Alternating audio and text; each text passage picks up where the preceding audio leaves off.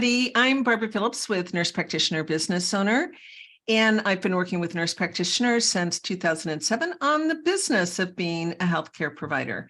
And I'm here today talking with Don Self, who is a specialist on medical reimbursement, and we are going to talk about established versus non-established patients, because there is unfortunately a lot of confusion around that. So, hi, Don.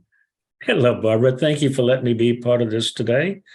As you know, I've been a consultant to physicians, nurse practitioners, and PAs for about 38 years in the areas of revenue. So let's talk about the new versus established patient, because there is, like you said, a lot of confusion in that area.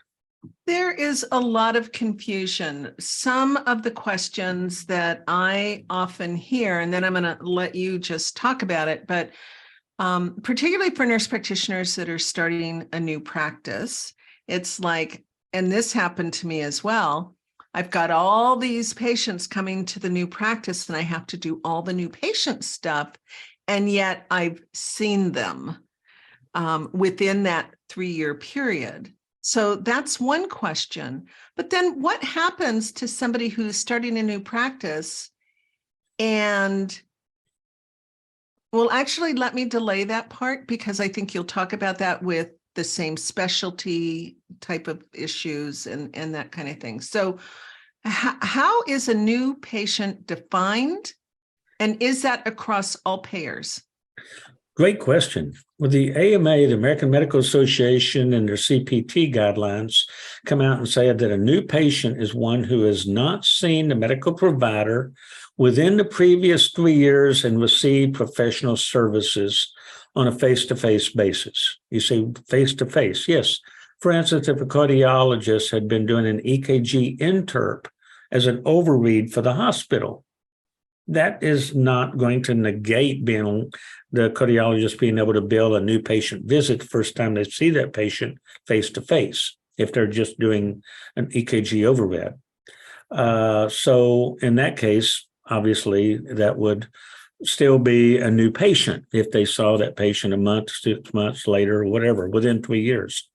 But in the case of a nurse practitioner, as you pointed out, opening up their own practice, many times, as you said, they've seen patients in another practice, and that patient may follow them over. So even though they have to create a new patient profile, a new chart, a new electronic medical record, or whatever, get all the new patient applications, that patient is not new if that nurse practitioner has seen them in the previous 3 years and given them professional service. It doesn't matter if the nurse practitioner had changed practices or changed tax ID numbers or changed Medicare provider numbers or changed their clothes. It doesn't matter. No matter what they've changed, if they've given professional services within the previous 3 years, with Medicare and commercial insurances, typically, that is a established patient. An established patient. Yes, ma'am. And what if, I mean, I know there's also a rule that if that patient is new or if they have already been seen in the practice, so if I'm working in an office, there's another provider, maybe we're both family nurse practitioners or the physician who's also doing primary care family practice, and then I see that person for the first time, that is still an established patient, is it not? It is. And see, nurse practitioners fall into a different category than the physicians do in that regard. Because where a physician might be specialty 08 for family practice or 11 internal medicine or 06 for cardiology, in order for that right there to not be a new patient, then it would have to be another provider of the same specialty had seen the patient in that same group practice. But nurse practitioners don't fall into that category. So it doesn't matter if your nurse practitioner is a family nurse practitioner or a geriatric nurse practitioner or a pediatric nurse practitioner. Nurse practitioners all fall into the same category for Medicare under the specialty code. So if any other nurse practitioner has seen that patient in the previous 3 years in this practice that you're joining or that you happen to be seeing this patient in, then that would be an established patient.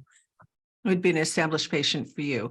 And that would be the same. And I know you kind of said this, but I'm going to reword it a little bit. So many nurse practitioners, particularly family nurse practitioners, adult nurse practitioners these days also get a second certification and are now also classified as psychiatric nurse practitioners. Yes, ma'am. So they've never seen that person for the psych issues, and now they are.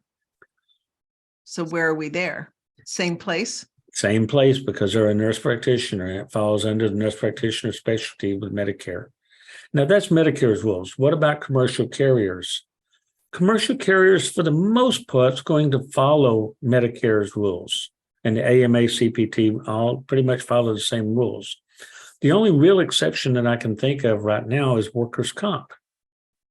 So workers' compensation is going to be classified in almost every state, probably every state, but I can't verify that right now without checking all 50 of them. That if it's a new patient, it's a new patient if it is a new problem, a new injury, a new illness. That's totally different than Medicare or CPT or AMA. Right. And that would be any new claim is always going to be a new claim. Yeah. Right. And that's the way it is with workers' comp. But they're the only ones that's like that I know of. Okay. And what haven't I asked you about new patients or established patients? New patient, established patient, that's pretty simple right there. I see a lot of practices try to bill out multiple new patient visits on the same patient because they'll sit there and say, well, I changed practices. Or the patient got married and they changed names. Or today with what's going on, the patient changed sex or their gender. Right. It's still an established patient. If you've seen that patient within 3 years. Yes, ma'am. Right. And if somebody then leaves my practice and they're gone for 3 years and 1 month and they come back, then they can be a new patient. Exactly. 3 years and 1 day, in fact, even they can be a new patient. Yes, ma'am. All right. So there you have it, the difference between an established and a new patient in our practices as far as coding and billing goes. Yes, so thank you, Don. Thank you for letting me be part of this today. All righty. And for those of you watching this on YouTube, make sure that you like this video and you subscribe to our respective channels because we'd like you to see everything that we're coming out with.